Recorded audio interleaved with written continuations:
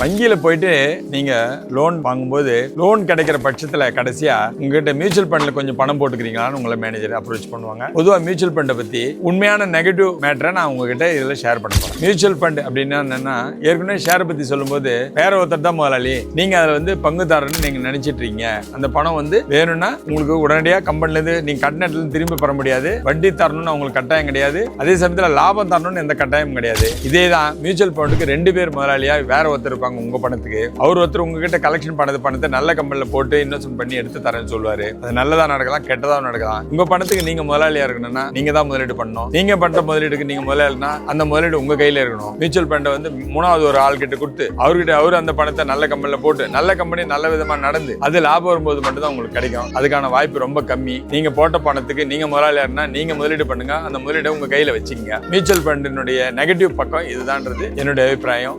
தங்கத்தொலிகள் தொடரும். கர்மயோகி சாசி.